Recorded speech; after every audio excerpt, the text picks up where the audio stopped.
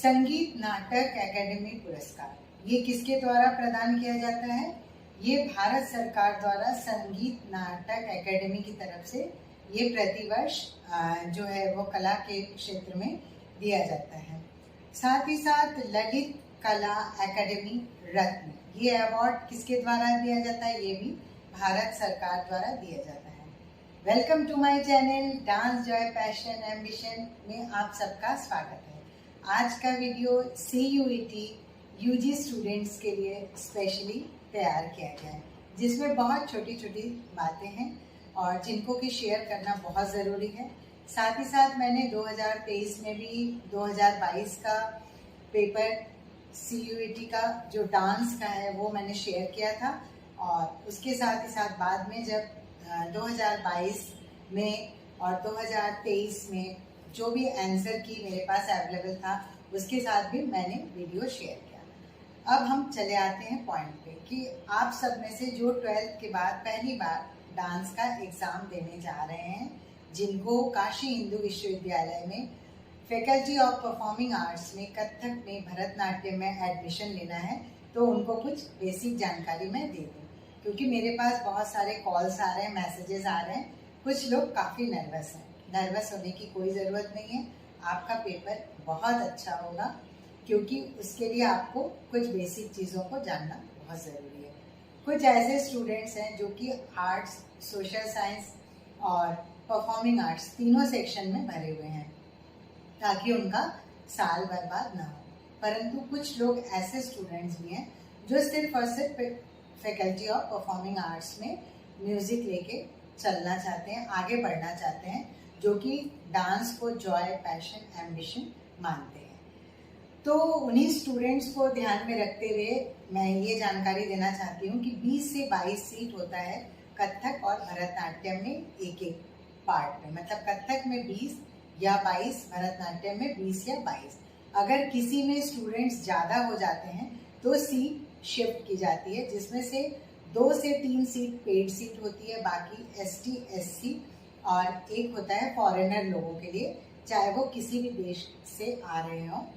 तो उन सब के एडमिशन के बाद फिर जनरल कैटेगरी के लोगों का एडमिशन होता है, जो कि जनरल स्टूडेंट्स कहे जाते हैं। तो जनरल स्टूडेंट्स में उन्हीं लोगों का एडमिशन या फिर जो कोटे में है उनका एडमिशन तभी हो सकता है जिन्होंने की क्लास 11th-12th में ऑप्शनल सब्जेक्ट के रूप में डांस लिया है और उसमें उन्होंने एग्ज़ाम दिया है, उनके पास सर्टिफिकेट्स हैं, तभी उनको एडमिशन मिलेगा। या फिर प्राइवेट में अगर वो किसी इंस्टीट्यूट से डिप्लोमा करते हैं और उनके पास प्रयाग संगीत समिति या कोई मान्यता प्राप्त राष्ट्रीय या फिर स्टेट लेवल का कोई भी आपका स्कूल या कॉलेज हो, वहाँ से डिप्लोमा का कोर्स अगर आपने किया है, तब आप डायरेक्ट BMUs में एडमिशन ले सकते हैं। BMUs मतलब डांस की यहाँ बात हो रही है। BMUs वहाँ पे सभी चीज़ों को कहा जाता है, जिसमें म्यूज़िक, इंस्ट्रूमेंटल मतलब वोकल, इंस्ट्रूमेंटल और डांस। इसमें आप बिल्कुल भी कंफ्यूज मत होइएगा। तो इन सब बातों को ध्यान में रख के आप एग्ज़ाम की तैयारी करिए। साथ ही साथ अगर आपका सारा यूनिट रेडी नहीं है, जैसे कि 10 यूनिट्स इसमें भी होते हैं, जिसमें नाट्य शास्त्र, अभिनय दर्पण सब कुछ है। अगर मान लीजिए आपके 10 यूनिट्स पूरे रेडी नहीं है, तो आप सिर्फ उन चीज़ों पे फोकस करिए जो आपका रेडी है। आपका एटलीस्ट हम समझते हैं कि 6 से 7 यूनिट रेडी होना बहुत इम्पॉर्टेंट है, क्योंकि अगर आप थ्योरी में 150, 300 में 150 नहीं पाते हैं, तो फिर आगे आपको वाइवा और प्रैक्टिकल के लिए नहीं बुलाया जाएगा। तो इस बात को आप खास ध्यान में रखिए कि सबसे पहले फोकस क्या करना है, हमें थ्योरी पे फोकस करना है। थ्योरी में क्या क्या आता है?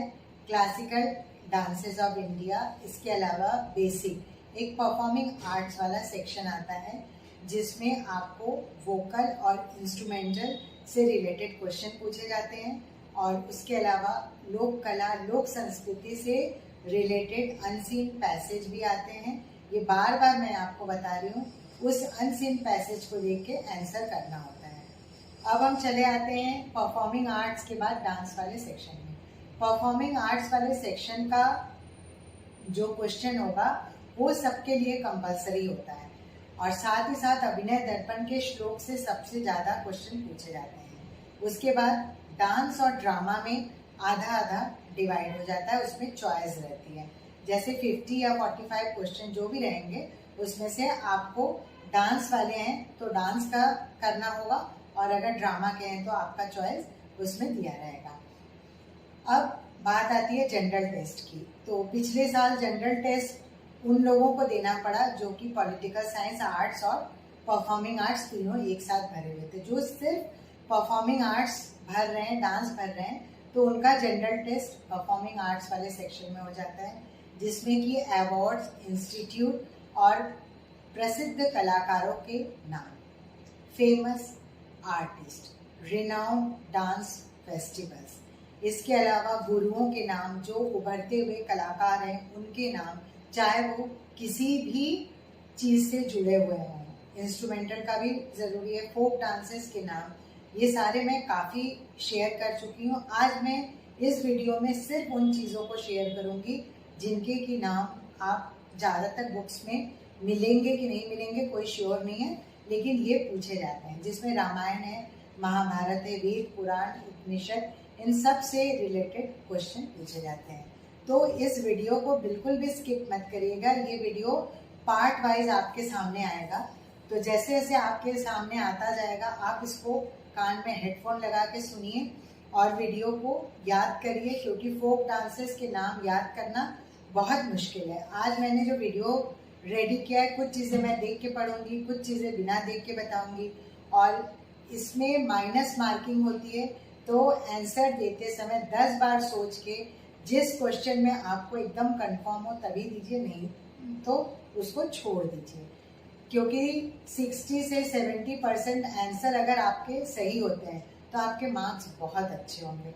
लेकिन अगर आपने 100% क्वेश्चन किए और उसमें 50% गलत हो गए तो फिर आप जहाँ रहे हैं वहीं पे रह जाएंगे, आगे आप क्वालिफाई नहीं कर पाएंगे। तो वीडियो को स्किप मत करिए, अंत तक जुड़े रहिए। अब समय बर्बाद ना करते हुए कुछ बेसिक जानकारी आपको मैं दे देती हूँ। ये सिर्फ और सिर्फ CUET UG डांस के लिए तैयारी है और उसी के हिसाब से ये फॉर्मेट सेट किया गया। संगीत नाटक एकेडमी पुरस्कार, जो कि संगीत नाटक एकेडमी भारतवर्ष की तरफ से दिया जाता है, यह एक नेशनल एकेडमी है और जो कि ये अवार्ड प्रदान करता है। ये किस क्षेत्र में प्रदान करता है? ये क्लासिकल, फोक, ट्राइबल, इसके अलावा थिएटर, म्यूजिक, पपेट्री आर्ट, इन सब चीज़ों के लिए अवार्ड प्रदान करता है। अब ललित कला एकेडमी अवार्ड या रत्न, इसको भी भारतवर्ष में गवर्नमेंट के द्वारा प्रदान किया जाता है, भारत सरकार द्वारा, जिसकी स्थापना का वर्ष है 1955। और ये भी उन कलाकारों को दिया जाता है कला के क्षेत्र में जिन्होंने की काफ़ी प्रसिद्धि हासिल की है और उनके अचीवमेंट्स जो है वो एकदम अलग है, डिफरेंट है, यूनिक है, और जो कि विश्व भर में भारतवर्ष की कला और संस्कृति का प्रचार और प्रसार करने में अपना योगदान देते चले आ रहे हैं।